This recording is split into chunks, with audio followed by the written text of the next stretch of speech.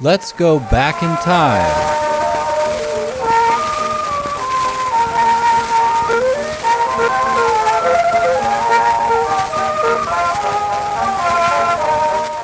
Back to the year 1890 when the first Rose Parade took place.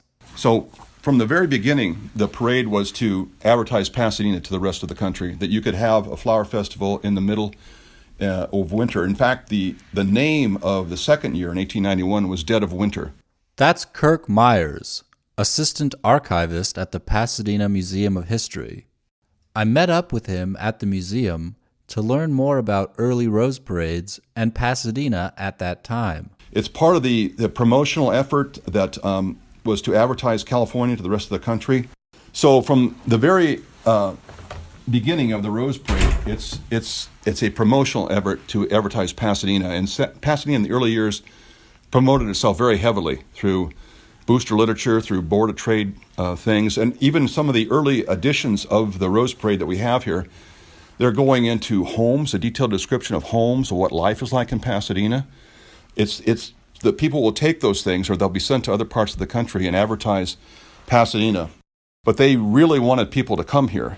There was just kind of the feeling that you need more people, the more the better. It makes the city more livable. So that's the why, but what about how the first Rose Parades took place?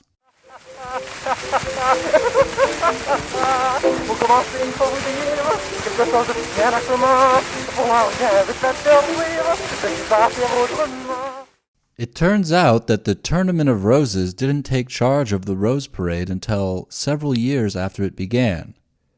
The first Rose Parades were organized by the Valley Hunt Club of Pasadena, which is still in existence. The Valley Hunt Club ran the parade for the first 5 years, and then they realized it was getting too expensive, it was getting too involved, so they went back to the Valley Hunt Club, back to hunting jackrabbits and foxes and having social events. And then the parade, was on its own from 1896. Kirk tells me about two members of the Valley Hunt Club in particular who were crucial to starting the tradition of the Rose Parade.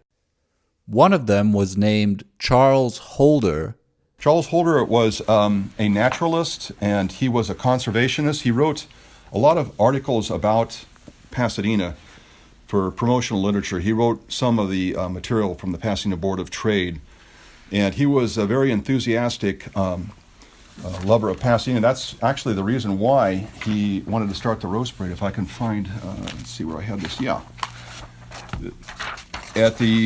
in a meeting in 1889, just before he gave an address to the club members, he was holding a clipping of a New York blizzard in 1888, and he said, "Gentlemen, I came from the east to this beautiful area for my health. I found it here.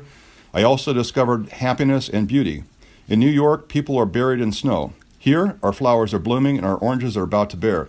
Let's have a festival and tell the world about our paradise." The other member of the Valley Hunt Club who was crucial to founding the first Rose Parade was Dr. Francis Rowland. Dr. Rowland, who was one of the co-founders with Charles Frederick Holder, he said, "I think we have something started." He listened to Charles Frederick Holder's idea, and then he added, "My wife has just returned from a festival of roses in Nice, France. Let's call our festival the Battle of Roses." Several other members chimed in, "We will be the Mediterranean of the West." Thus, the Tournament of Roses was born.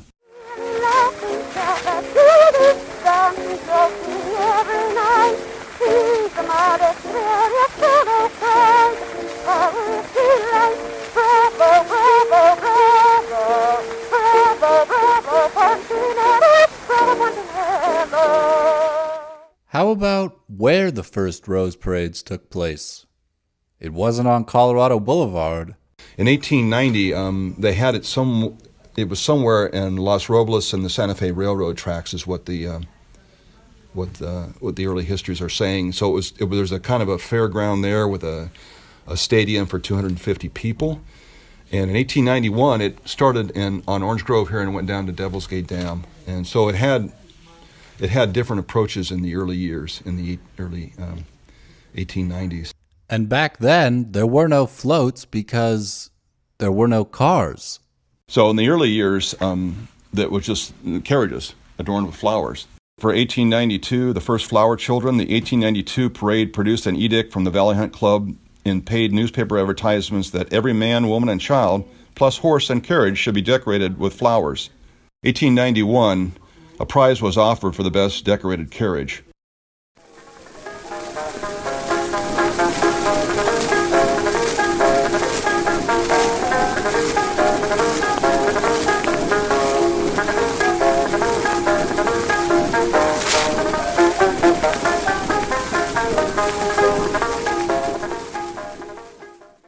Thanks to Kirk Myers and the Pasadena Museum of History for helping to create this documentary.